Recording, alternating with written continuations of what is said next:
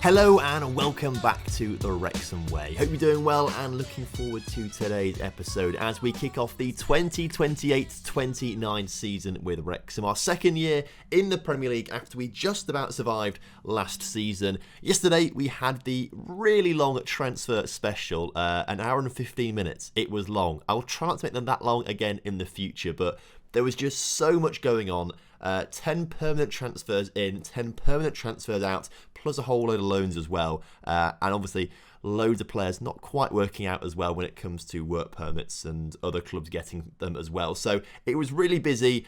I kind of had to do it all, basically. Anyway, I'm recording this actually on Monday evening, to be fair. I'm running a little bit late with this sort of stuff. So just the one game against Wolves coming up today. But because yesterday's transfer special was so long, we will just recap all the signings that we made yesterday too. But first and foremost, make sure you do drop a like on the video for me. Subscribe to the channel if you're new around here and leave a comment down below for the YouTube algorithm. So in terms of the outs, the big one was, of course, Herrera. He was the wonder kid that we had, and his release fee clause got triggered when he said he wanted to leave the club, and he's now gone to Wolfsburg on big wages and will be, I'm sure, a fantastic player for them this coming season. Wasn't that great for us last season, really, in the grand scheme of things, but I guess as we get better, he would have got better this season as well. We also let go of Adam Thomas-Parry for £10 million to Rotherham, and Nelson Lorca to Rotherham for £3.5 million. So Rotherham must have some sort of big money behind them because they are spending big right now on our players, at least, which is quite handy for us. A few of the players like Pizarro and Bradley Fink and Corey Alton also leaving the club, but nothing too major there. In terms of the across the two seasons, of course, some randomly come in last season as well, as opposed to, I don't understand how it all works, basically. But we'll start off at the start, actually, shan't we? We'll go back to last season when the first sign that we made was Diego Sequeira, who is a centre-back. He's going to play left centre-back for us this season. Brought him in from Brentford and looks pretty good to me. Had a pretty decent season last time out at Metz in France in the second tier, so I think we'll do pretty well. We also brought in Lucas Schneller to be our keeper this season. We definitely needed a better keeper coming in, and Lucas Schneller is that one for us whilst other players develop. And then we've also got Sandri coming in the centre of midfield. Kind of, I suppose, in the end to replace Herrera, but he's not quite as good as Herrera, but on some big money on £37,500 a week. Then we brought in Jan Patrick with £10 million from Vitesse, a centre mid who can also play right wing back, but we needed plenty of centre mids coming in. And with 5-star potential, Jan Patrick seems pretty good to me. Miguel Bernal, he is a / right back / CDM. We'll play more as a CDM this season. I think he just suits that role slightly better for us and will do great stuff with a fantastic hairstyle. We also have Kevin Bell coming into play on the left wing from Hibs. A decent transfer, that one. Great dribbling, first touch, and pace isn't too bad either. So hopefully we'll see plenty of stuff from him. Tobias comes in on the right-hand side to be our backup right back this season, although you'd be tempted to say maybe he could actually play for us as the first choice, particularly in the more right wing-back spot. I think he's probably the best right wing-back that we have at the club. So we'll see how him and Paul Dillon played this coming season. We also brought in Sofiane Debi from Troyes for £12 million, a 21-year-old centre mid with 4.5 stars of potential. Looked pretty good to me. So we've got some good centre mids coming in actually this season. I'm pretty happy with them. As a striker, we're pretty happy with Gabriel Salom. He looks like he could be a great striker in the future. Will be backup for us this season to Sione, but still, Salom's going to be great. And then finally, for £1 million, we brought in Zoran Sunstensic, which I'm going to try and say properly at some point, but he's got a hip injury right now which puts him out for 3 to 6 weeks, and actually today we have a bit of a left back issue. The left back issue is that our new guy is injured for 3 to 6 weeks. Josh Tymon is also injured for 2 to 6 weeks, and then Spadina has got a suspension that he's carrying over from last season, which means we've got 3 left backs and none of them can play in this opening game of the season, which is not ideal, really. What it means is that we have a very makeshift left back in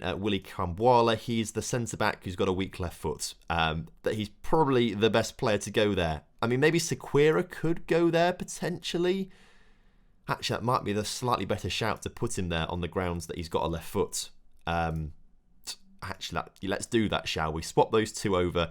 That might just have to do for now, I will say. So Kwamboala and Zaquira in the left-hand side of the defence, and then, of course, Holter and Dillon in the right-hand side of the defence. Ostergaard is going to stay in the CDM spot right now, but Bernal is ready to come into that team whenever he sorts of slips up or something like that. It's quite nice, actually, that Ostergaard and Bernal have the exact same hairstyle and they're playing in the exact same position. If I can actually click on them, you can see they basically look exactly the same, which is fantastic stuff. So we always know who our CDM is because they've got a great mohawk. Debbie and Patrick are starting the centre of midfield today, but that might change at some point. Bell on the left, Rebergen on the right, and Sione up front. So some changes to the team. Obviously, loads of changes on the bench as well. Plenty of players to come on. But this should be a good game for us as we take on Wolves at home. Fingers crossed, a good win. Fingers crossed, 3 points. Fingers crossed, plenty of goals. So as kickoff is upon us here today, I think we did a good job strengthening the team. We spent a lot of money, and we brought in a lot of money as well, to be fair, but we did spend a lot of money, and I think it's money well spent. Yes, we will probably still struggle this season. Like, we're not going to be, in the top half or anything like that. I think we'll still be a bottom half team. We ended up 16th last season. If we could just improve on 16th to 15th, that would be a really, really good season for us, I think. We were not in the relegation zone at any point last season, I don't think. Maybe in the opening couple of weeks we might have been in that relegation zone, but for the most part we were outside of it and looking really, really strong and solid to not actually drop into it at all. Obviously this season could be different. We've had a big turnover of players. Last season we didn't. This season a big turnover of players, and that could really affect things at the start of the season if we don't have great adaptability in this team. But I'm hoping that the players are going to work well today, as finally we win possession and Debbie gives it to Bell, gives it to Sione, and Sione scores the opener. Potentially offside though, I think. I think he was offside, so I'm not going to get too excited about it.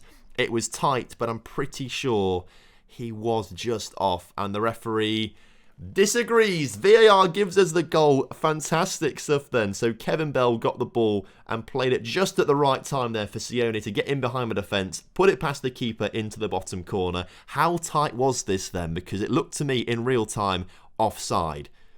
We'll never know though, because the replay's not being shown. Okay. Fine by me. Fine by me. It must mean it was always onside as Holter hits the post or the crossbar, the woodwork either way. Wow.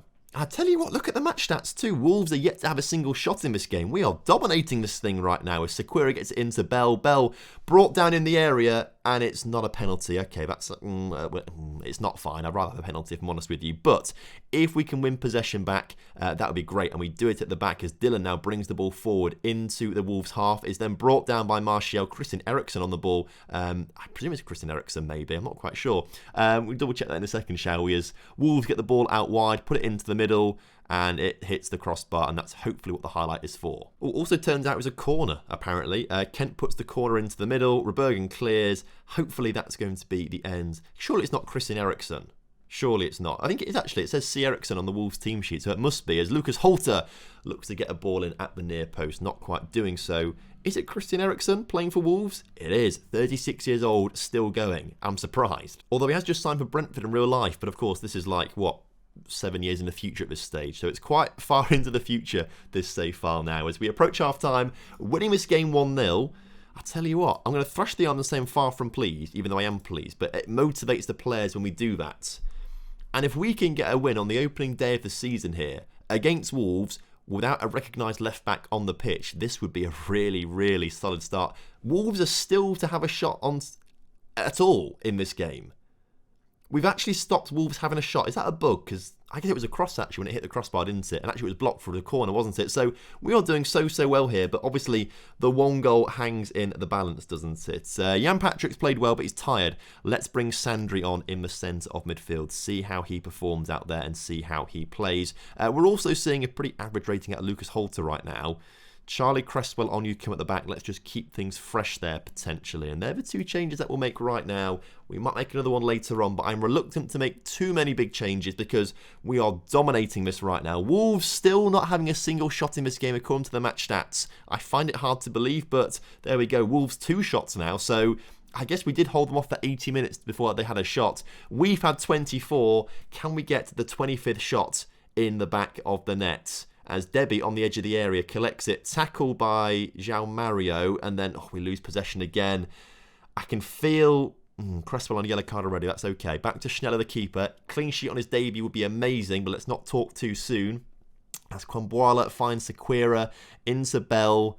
Bell now back to Kwamboala, forward to Bell. Bell also on a yellow card, plenty of yellow cards in his team today. Sione over the top to Sandri. Sandri gets in behind the defence, crosses into Rebergen, who goes down, and it's clearly a penalty. Clearly a penalty there, it has to be.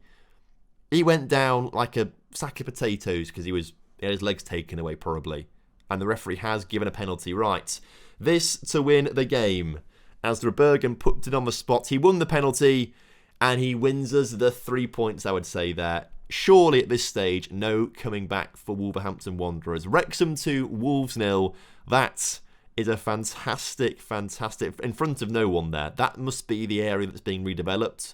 Or must be, no, that must be the end with terracing. And I think they're replacing the terracing with seats, aren't they? That's what was going on over summer. So hopefully we'll have fans at that end of the stadium this coming season. That would be really nice when that work gets done in October time. I think it's done.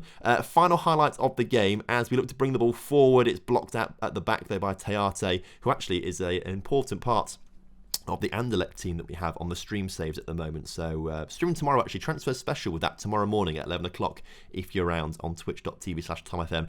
If you want to watch that one with us, that'll be a lot of fun to do. As the referee hasn't quite blown his whistle just yet. We'll wait for the throw-in to come in, but that should be that, surely, as Bell collects the ball back to Kwamboala. Hold on to possession. Referee, blow your whistle. It's going to be a 2-0 win. It's going to be a clean sheet. It's going to be a fantastic start to the new season and hopefully a sign of things to come. Excellent work out there. Well done, lads. A very, very good win. Tell you what, I'm impressed. You know, I thought there might be a little bit of teething issues with all the new players coming into the team. I'm still not really set on the starting lineup, but the starting lineup today impressed me. They impressed me quite a lot. And with it, we temporarily go into the top 4. So if we can stop the count right now, that would be great. Champions League football next season, let's take it. Also looks like Rocco Spadina is still suspended for the next game as well. So I think we might be with makeshift left backs for a little while. Anyway, I know it's only a short episode today, but I've not got a whole lot of time for this one, I'm afraid. So I think next time, have we done Leicester on an episode? I can't remember who we've not done on episodes, to be fair. I feel like we come back, though, after international break in October. So we'll definitely do Burnley. It might be Leicester. It might be Southampton. Whoever's high in the table, I suppose, at the time. No, actually, we will do Southampton because they stole 2 of our players, didn't they? Transfer history. They brought in 2 players that we wanted to bring in. Taha was one of them, and they got him. I feel like there was someone else they got. We weren't looking at him, were we? We weren't looking at him, were we? I swear they got another player in. And Paulo Bernardo, there he was, right? And they got Biro too. I completely forgot they signed Biro last summer. I don't think I even mentioned it to you guys because I was so cross about it. They signed Biro, and that me off. Wow, you can tell how annoyed I am because I never swear on these videos on YouTube because it's not. You don't do it on YouTube because it's not great for ad revenue basically. So I don't do it. But yeah, you can tell how cross that made me. So actually, no, yeah, tomorrow we'll do Southampton because they just stole all our players basically, and I cannot wait to batter them. So thank you so much for watching today. Hope you guys have enjoyed it. And of course, if you have done, make sure you drop a like on the video for me. Subscribe to the channel if you're new around here and leave a comment down below for the YouTube algorithm. Until then, have a lovely evening. Speak to you soon. Goodbye.